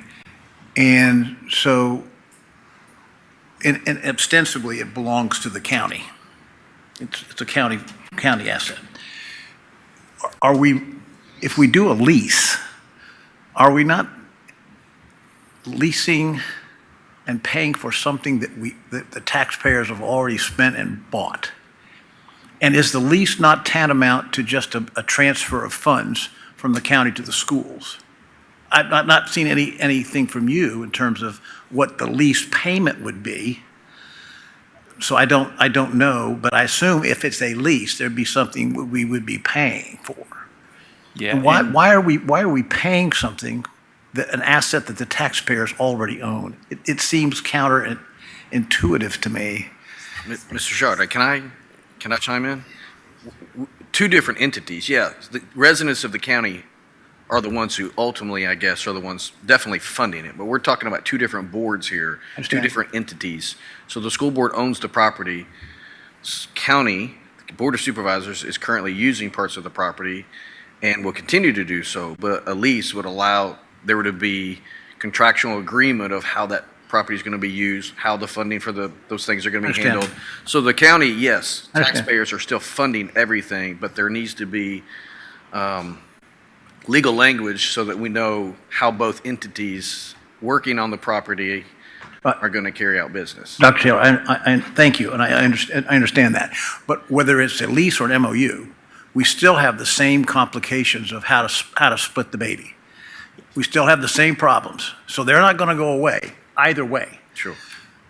I don't know if anybody here has ever been in a business relationship and leased something to family members or to friends, but I've seen many times they don't work out well over time. And I understand that right now we're having great relationships with the schools, in the schools with us. But down the road, Dr. Tigan and Brett Chardine may go on to other pastures, or we might have different boards. So to my mind, a clear split, we own, you own, and a very clear split between the two, and do an MOU, I think will prevent conflict down the road. And I've seen leases between friends and loved ones and not work out well over time. Well, the reason. The issues are the same between the two. The same complications of how to split things up is still there. But the cleanest way, from my perspective, is to you own this, we own this, done. No leases. Mr. Chair, Go ahead. you could lease it for $1 a year. I just think it's just, however way, the main issue, how I look at this property, we don't need to use it right now. But the county, like it or not, is growing. And there may come a day when we need that property back particularly for school buildings or school use. And once again, as Mr. Chardine said, transferring all these titles back and forth is a lot of extra work.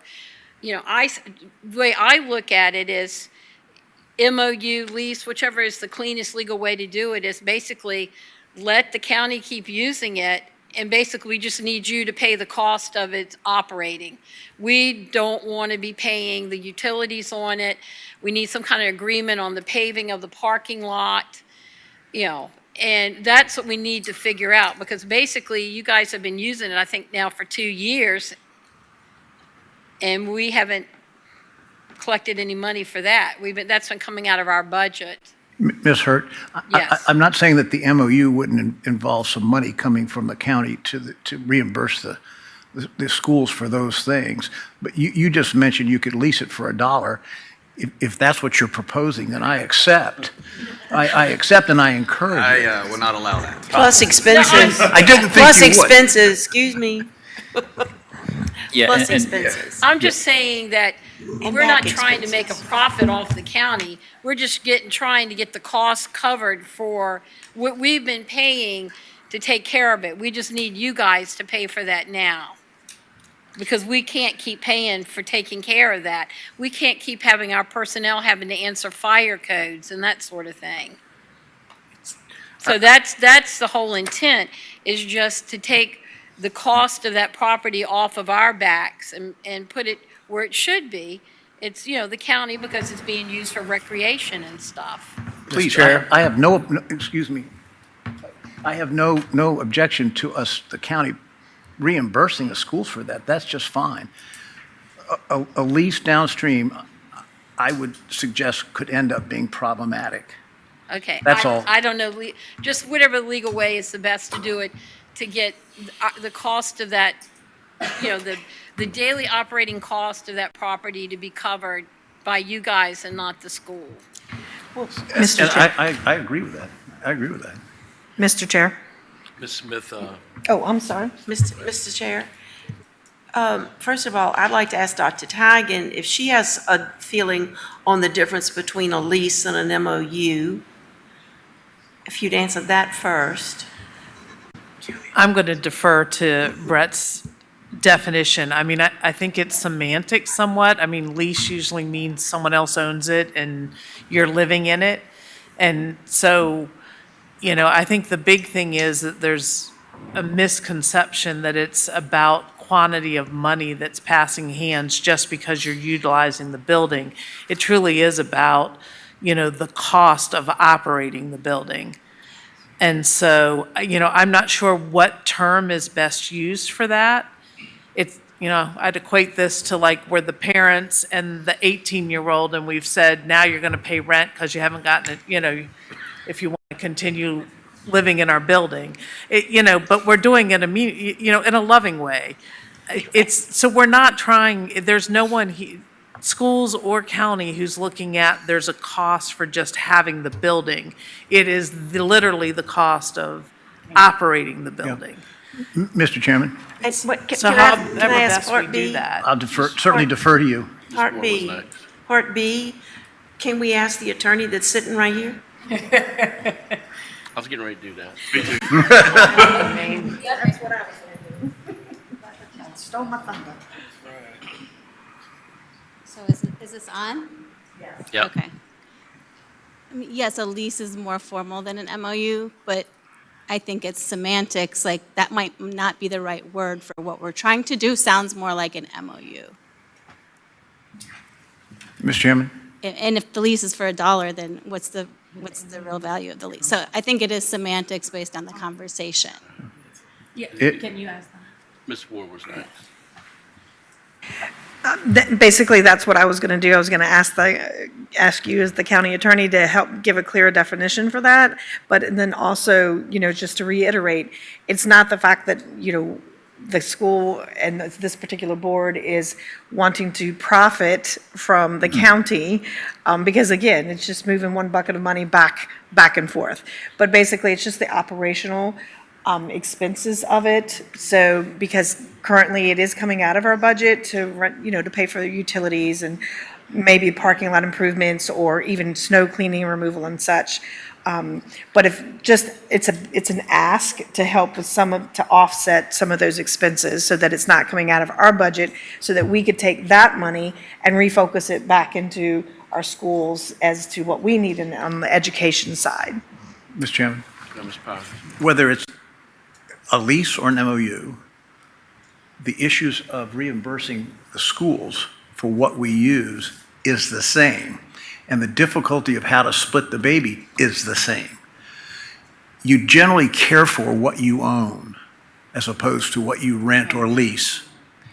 And I understand when when Dr. Tygart, is looking at that dollar bill and she has mandates, unfunded or otherwise, she has mandates, and her primary duty is to educate children, not to care for lacrosse fields or baseball fields or anything like that. So I understand that you put the priorities there, but then something that we are trying to use that falls into disrepair because you can't afford to take care of it.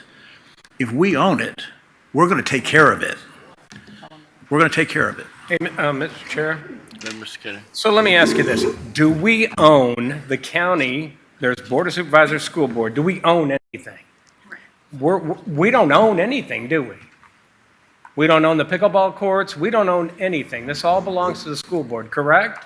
The only thing that the Board of Supervisors does own is a year or two ago, we purchased at auction a strip right next here along the parking lot. Right, but there's no cost associated with that. So if we don't own anything, why can't we just put an earmark or a mandate in our budget that we give the school board every year that this is the cost we're going to give you from the county to maintain this facility? Because we don't have a right, because we don't own anything. So Just wait. So an MOU would mean that it's a transfer of property. No, it's just No. just an agreement of what each party's going to do. Pay for things. Okay. That's why I was just curious if an MOU would mean that the county would take the property then. No, typically, I've done several of these school board transfers when an old school is repurposed or something. You declare it surplus, which you guys have done, and then you do the resolution and you do the deed with it. It all goes at the same time. Looks like it got a little confused because it's like half of the property, which, But I guess I don't understand, if we don't own anything, why we even have to do a lease or an MOU.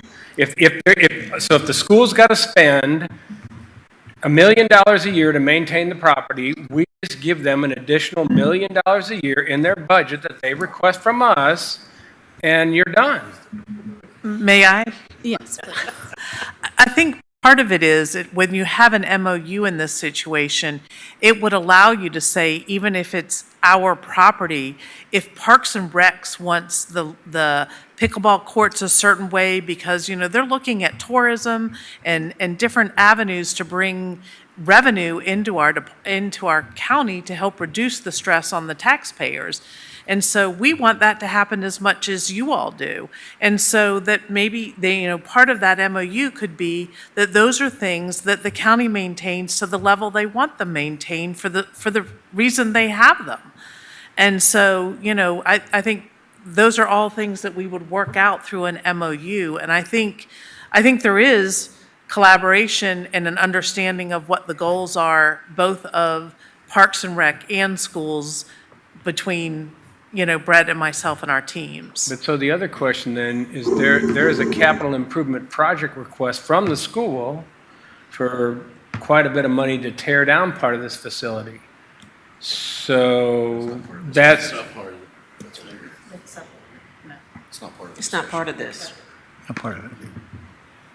right, but if the school owns, you're still asking for that money from us to pay for that demolition. We're always asking you for money for capital. You are our funder. We're not a taxing, we I'm just can't. trying to, I mean, I agree we need to do that. I'm just trying to keep it as simple as possible without, because we don't own anything. The county doesn't own anything. It all belongs to you guys. We just use some things. Mr. Chairman, Go ahead, Mr. to Howard. Mr. Kenny's point, if the MOU would specify that X amount of dollars transferred would be earmarked for, I'm going to just pick one area, field maintenance, and we could monitor that was in fact being spent that way. But we have a facility problem in this county now with schools because those issues were not paid attention to because of that $1 again that the superintendents have passed and the one we have right now has to spend that money on educating the children. So that HVAC system that might be getting shaky, we push it out 1 year, 2 years, 3 years, 4 years, and then we're 15 years out, and now that thing costs $6 million. I just want to make sure that does not happen again, facility-wide, not just for the fields. But that's where, Mr. Kenny, that MOU, if it can earmark the funds and those funds are spent for that purpose, then I don't care who owns the cotton picking property, quite frankly. We just need to make sure that things are taken care of. And historically, that's not been the case.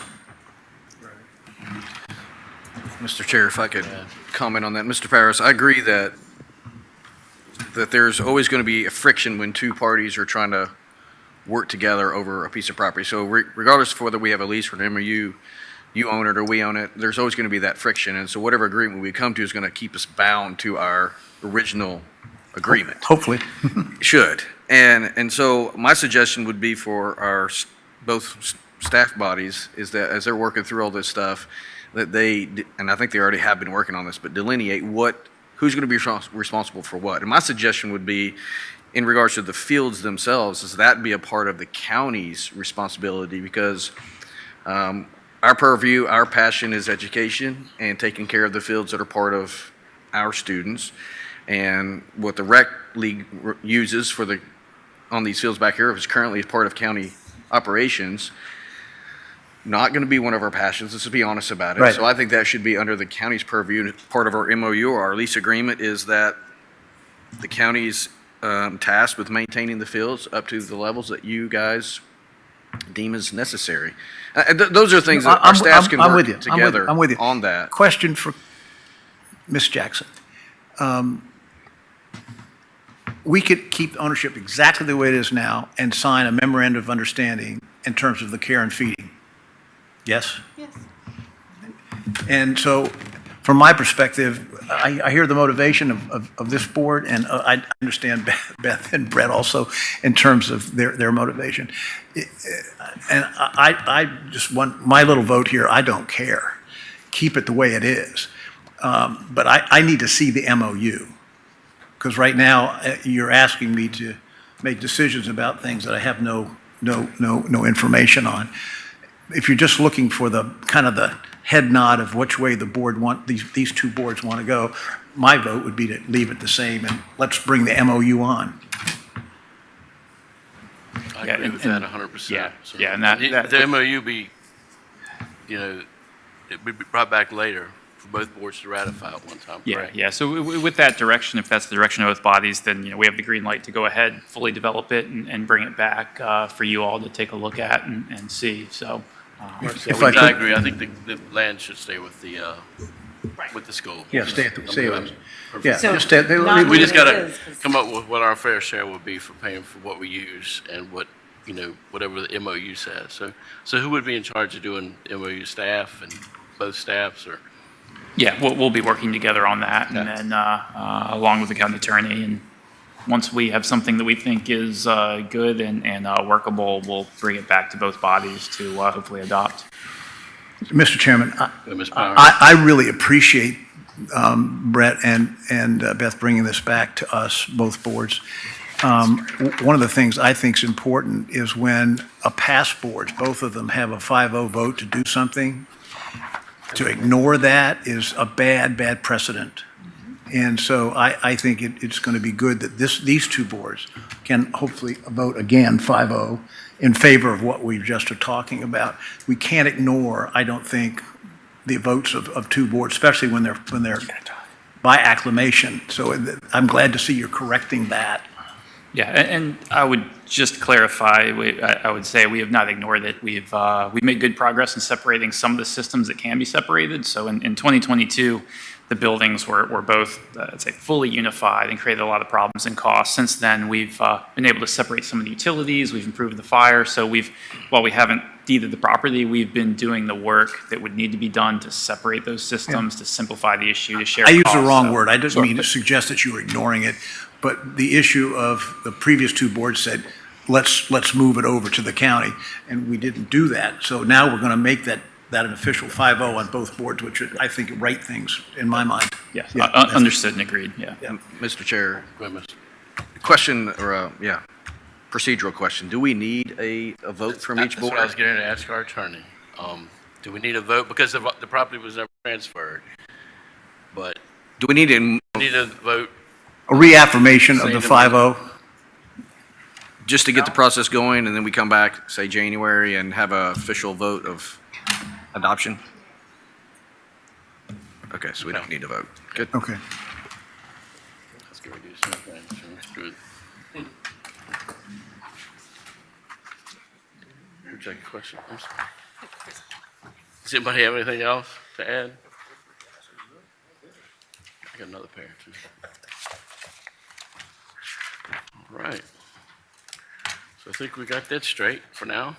So we get the MOU done, so. That brings us to our second public comment period. No one has signed up. So I will close the public comment period. Superintendent comments.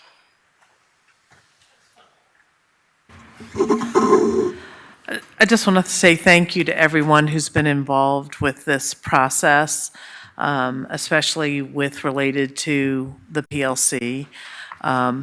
I think we are a great example, and I applaud you for that. Those of you up there as elected officials for being able to work together and resolve situations in an amenable fashion. I really appreciate that, because as our kids watch some of this, as they're studying government, I want them to see that this is how effective boards work. So just thank you for that as the superintendent.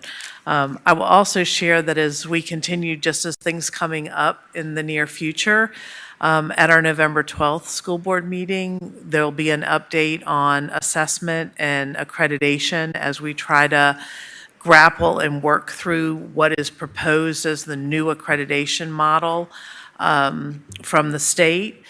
We will also be bringing some changes to what we call the VAP program, which is the Virginia Alternative Assessment Program, that is really the assessment of our students that have significant cognitive disabilities, and how that process is changing, that will definitely have probably a negative impact on our schools, as well as we're concerned about the impact on our students when we're asking them to do things that they might not be capable of doing.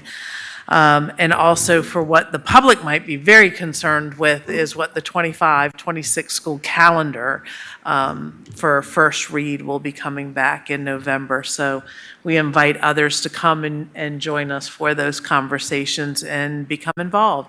And I'm going to make one more shameless plea for our advisories that we are looking for citizens, parents, employees to be a part of our advisories, whether it's for the career and workforce development, whether it's for Title I, our gifted, our special education. You know, we need people to be involved, and all of the information is online. It gives information about each one of those advisories. I believe I left out the health advisory, but they're all available online with the description and the meeting dates, and our board members are a part of most of those advisories. We have at least one school board member that comes to those meetings regularly. So it's a way to get involved. So if you know of any from those of you on the Board of Supervisors, if you have neighbors, please suggest they look into that to help support schools and our children. Mr. Chairman. Thank you. Mr. Chairman, I'd like to also say the CWD advisory eats well at those meetings. The food's really good. Thank you, Beth. That's a fact. County Administrator comment? Yeah, looks like Will's working on the MOU already back there. We'll get back, yeah. I'd like to echo the superintendent's comments on just working together and commending you all. VACO, with their executive director being here, they've been doing a series of learning sessions where they have a couple hours for county administrators and board members to come in and focus on a particular topic. And the one last month I attended was school and Board of Supervisors working together. And yeah, honestly, didn't learn a whole lot because every single thing they're saying was like, we're already doing that, we're already doing that, we're already doing that. And hearing some of the stories from other localities there, what they're struggling with, what their relationships are with their school staff or with their school board members. It's like, we just have it so fortunate here for the relationship that we have, and that doesn't happen by accident. And it makes it, makes the job more enjoyable, but it also, results in better education and more efficient use of funds. And so there's real tangible benefits to why we work together like this. So again, sometimes we get siloed and just look at ourselves, but it was good to step out of that, hear from localities from across Virginia and be like, we really are doing well. Then just one update for you all. So we've been talking about doing a borrowing interim financing to do some improvements for the HVAC high school and elementary school.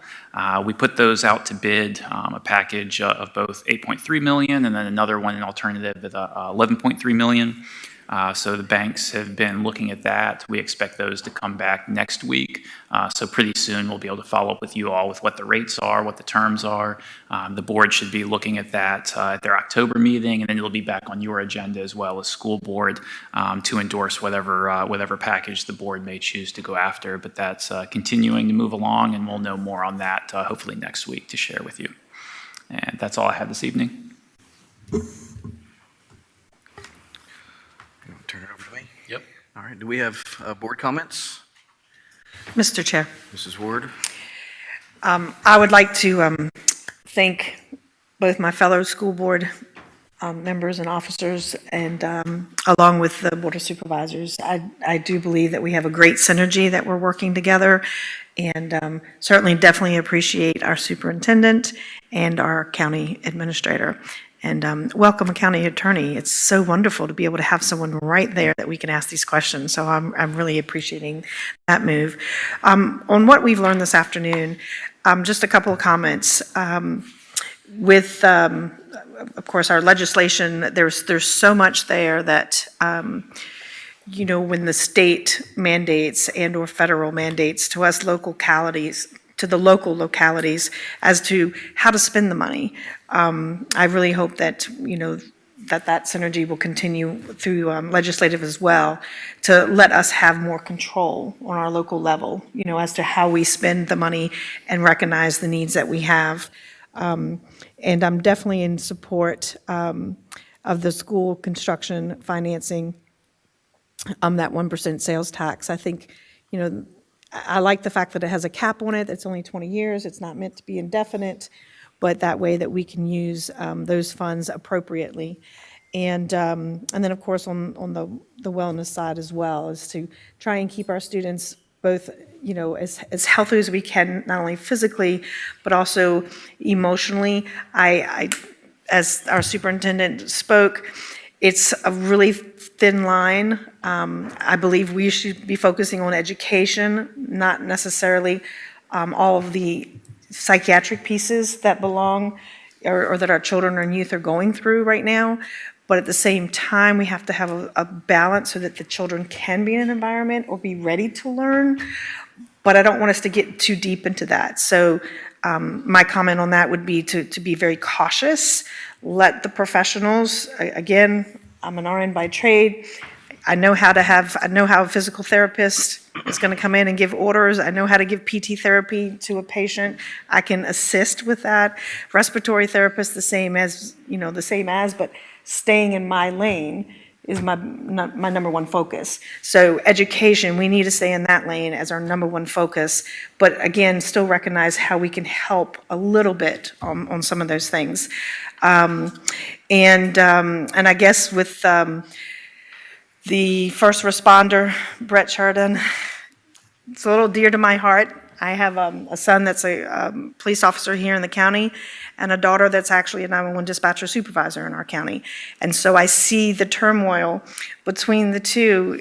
When they were young, they would argue over who was more important. And, I, of course, always speak, the first responder is truly the 911 dispatcher truly is the first responder, because as they're having to talk through to get someone there, to keep that person alive, or to help keep them safe. So as much as we can do there, I really appreciate that for that. And I believe that would be it, because I love to speak. Mrs. Wade, do you have any comments? I just want to say thanks for working together, and it's been nice working with all of you guys so far. So, Mrs. Smith? I do have one little bit of a comment. When the comment was made about historically not the case that we take care of our buildings, I really wanted to put my boxing gloves on and go at some ears, but I will refrain from that. And my second thought, go with that we need to not continue to rehash the past, but we have got to move forward to ensure that both boards are working together for the best that we can provide for our students, our staff, and our community. And I thank y'all for being here at our lovely facility today. You're welcome. Mrs. Hurt? I want to piggyback on what Mrs. Smith just said, which makes me really happy how we are functioning together. We can't look back. We can't undo in the past what maybe was not done correctly, or the two boards didn't work together. We have to look forward to the future, and I think we're definitely on the right path to do that. And because our goal of both boards is to deliver the best life for the citizens of Powhatan County. And I think that's just what we're trying to do. And how we chop up the money to pay for this or that, it's not really an argument or a point of contention. It's just trying to do the most efficient, effective way to handle that.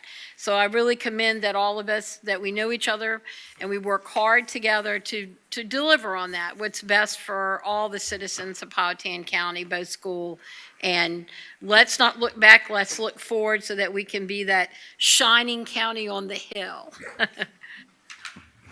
I have no further comments to add to any of that. It's all good, but it's been a good evening, so thank you guys for working together. Mr. McClellan? Board of Supervisors comments. Mr. Chair? Go ahead. I just have a couple.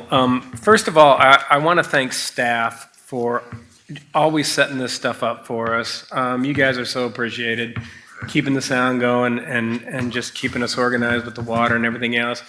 Also, fellow board members as well, but please make sure the kids who did those cards get a big thank you from us, because they were adorable. I want to display them somewhere. I think we need to put them at the admin building. We don't get much love, and it was pretty good right there. A lot of thank yous, a lot of love in here. Yeah, please make sure that class Positive things. gets thanked. I like how they put Board of Supervisors with the exception of Robert. I did like that comment. That's all I have. Any more? Mr. Chairman, if I could. Mr. Powers?